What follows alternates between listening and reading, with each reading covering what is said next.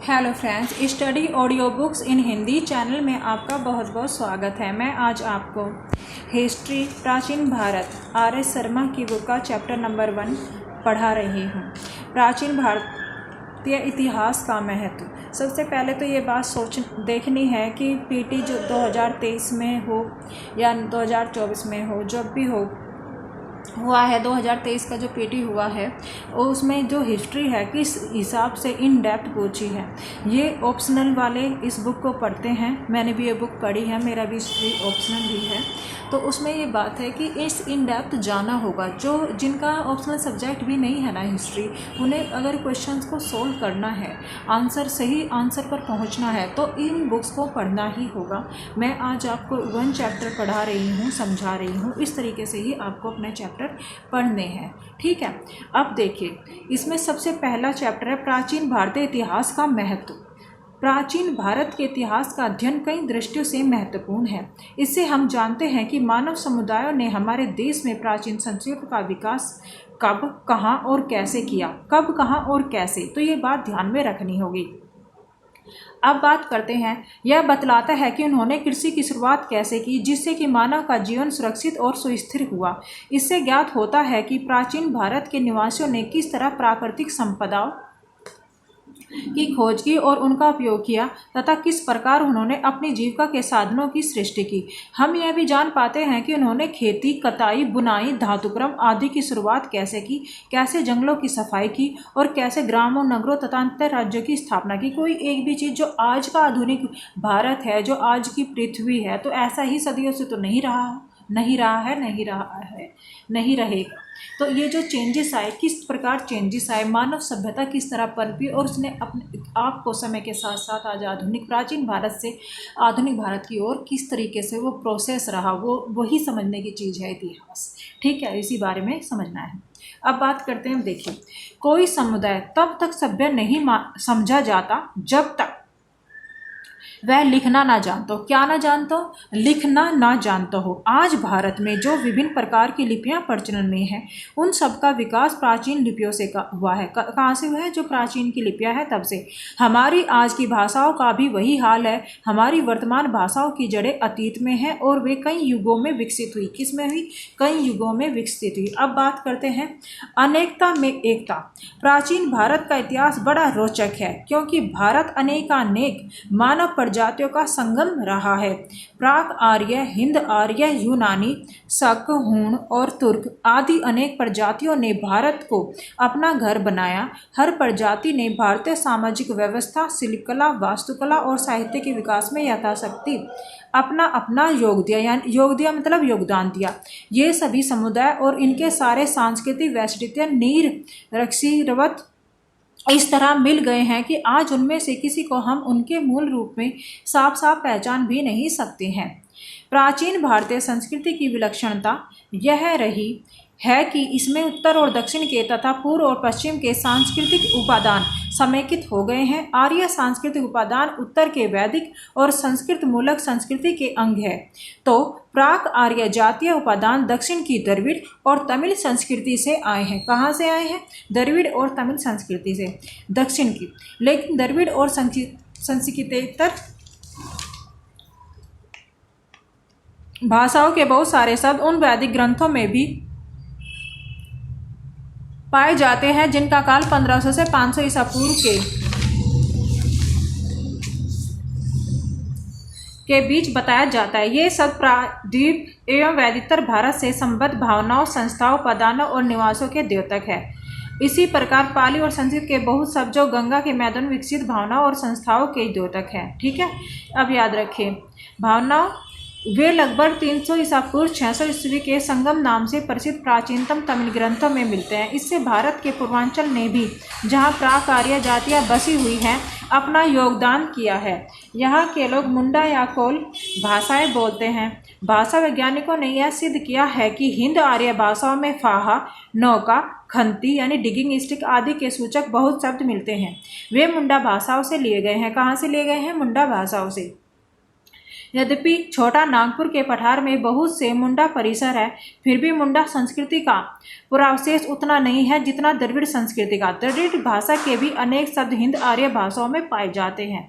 ऐसा माना जाता है वैदिक भाषा में जो ध्वन्यात्मक और शब्दात्मक परिवर्तन लक्षित होते हैं उनकी व्याख्या मुंडा प्रभाव के आधार पर जितनी की जा सकती है उतनी ही द्रविड़ प्रभाव के आधार पर। याद रखिए। अब करते हैं नेक्स्ट।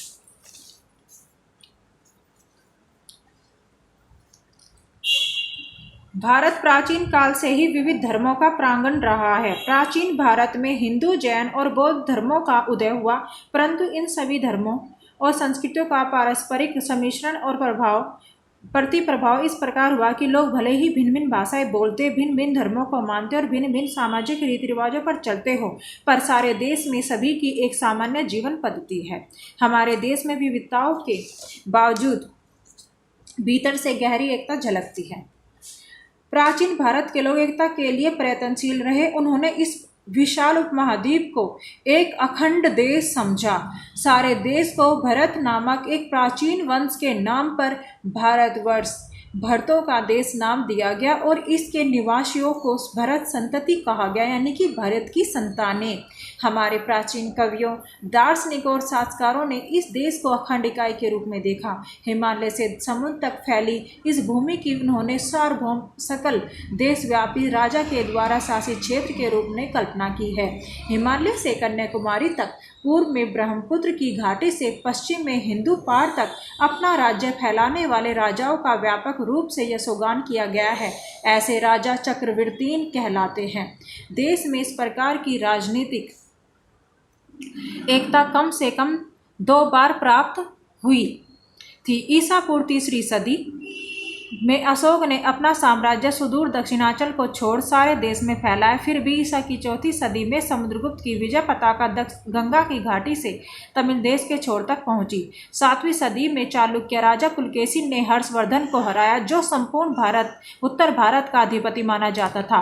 राजनीतिक एकता के अभाव की स्थिति में भी सारे देश में राजनीतिक ढांचा कमोबेश एक जैसा रहा। विजेताओं और सांस्कृतिक नेताओं के मन में भारत का भान अखंड भूमि के रूप में ही हुआ है। भारत की इस एकता को विदेशों ने भी सकारा है। वे सर्वप्रथम सिंधु तटवासियों के संपर्क में आए और इसलिए उन्होंने पूरे देश को ही सिंधु या इंडस नाम दे दिया। हिंद शब्द संस्कृत के सिंधु से निकला है और कालक्रमेण यह देश इंडिया के नाम से मशहूर हुआ, जो इसके यूनानी पर्याय के बहुत निकट है। यह फारसी और अरबी भाषाओं में हिंद नाम से विदित हुआ। देश में भाषात्मक और सांस्कृतिक एकता स्थापित करने के लिए निरंतर प्रयास होते रहे हैं। ईसा पूर्व 3री सदी में प्राकृत देश भर की संपर्क भाषा लिंगुआ फ्रेंका का काम करती थी। सारे देश के प्रमुख भागों में अशोक के शिलालेख प्राकृत भाषा और ब्राह्मी लिपि में लिखे गए थे। किसमें? प्राकृत भाषा में लिपि थी ब्राह्मी लिपि, याद रखें। बाद में वह स्थान संस्कृत ने लिया और देश के कोने कोने में राजभाषा के रूप में प्रचलित हुई। यह सिलसिला ईसा की 4वीं सदी में आकर गुप्त काल में और भी मजबूत हुआ। यद्यपि गुप्त काल के बाद देश अनेक छोटे छोटे राज्यों में बंट गया, फिर भी राजकीय दस्तावेज संस्कृत में ही लिखे जाते रहे। यह भी उल्लेखनीय है कि प्राचीन महाकाव्य रामायण और महाभारत तमिलों के प्रदेश में भी वैसे ही आह्लाद और भक्तिभाव से पढ़े जाते थे जैसे काशी और तक्षशिला की पंडित मंडलियों में। इन दोनों महाकाव्यों की रचना मूलतः संस्कृत में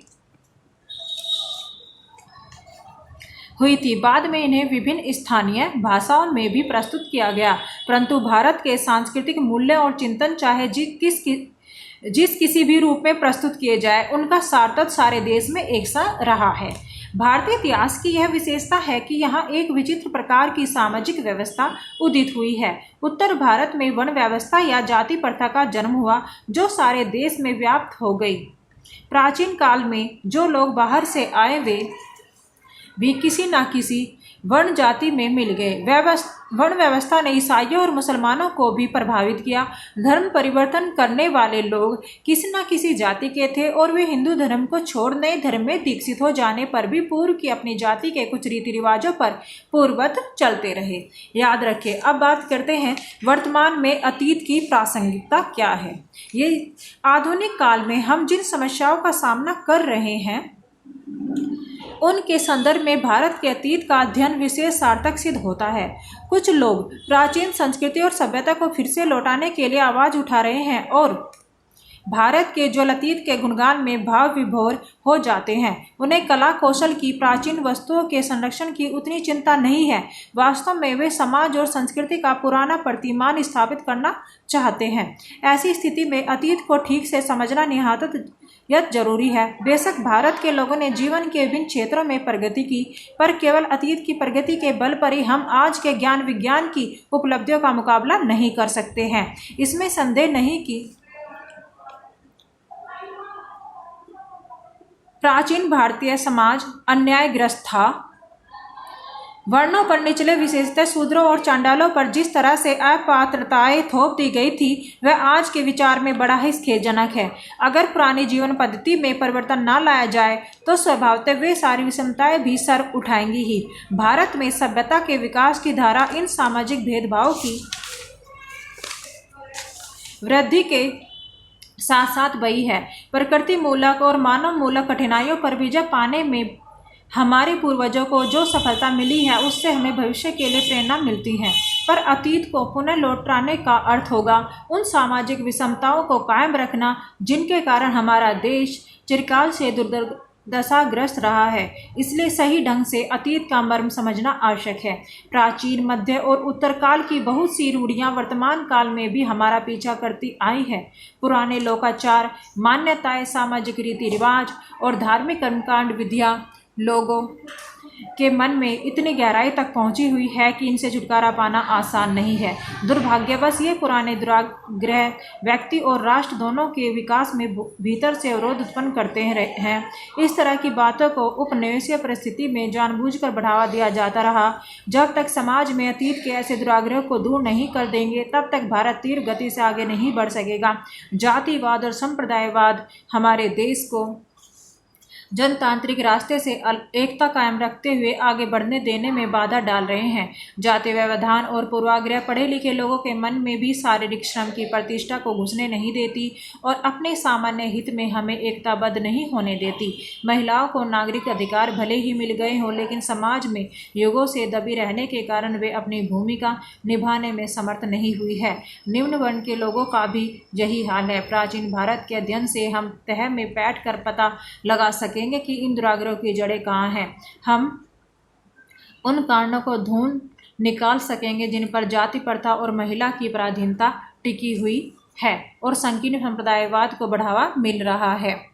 अतः प्राचीन भारत का इतिहास केवल उन्हीं लोगों के लिए प्रासंगिक नहीं है जो जानना चाहते हैं कि अतीत का वह उज्जवल स्वरूप क्या है जिसे कुछ लोग फिर से लौटाना चाहते हैं, बल्कि उन लोगों के लिए भी है जो देश की प्रगति में बाधा डालने वाले तत्वों को पहचानना चाहते हैं। अब क्वेश्चंस देखिए। निम्नलिखित पदों पर धारणाओं का आशय स्पष्ट कीजिए। मानव प्रजाति, संस्कृति मूलक संस्कृति, वर्ण, अनेकता में एकता और चक्रवर्ती। इन शब्द का अर्थ देखिए। बताएं कि प्राचीन भारतीय इतिहास का अध्ययन आज के भारत को समझने के लिए किस प्रकार उपयोगी है। क्या आप समझते हैं कि अतीत को परिवर्तित करना वांछनीय है? बताएं क्यों या क्यों नहीं। प्राचीन भारतीय इतिहास के संदर्भ में विभिन्न संस्कृति के मिलकर एक होने के उदाहरण दें। ठीक है, ओके फ्रेंड्स, मिलते हैं अगली वीडियो में। Bye, take care. अगर ये आपका मेरा इनिशिएटिव जो है अच्छा लगा हो तो चैनल को आप ज़रूर सब्सक्राइब कीजिए, वीडियो को लाइक कीजिए और अच्छा खाइए, अच्छा पहने, खूब अच्छे पढ़ाई कीजिए अच्छे से और आपका जीवन अनमोल है, अच्छे से रहिए। Okay bye, take care. मिलते हैं अगली वीडियो में।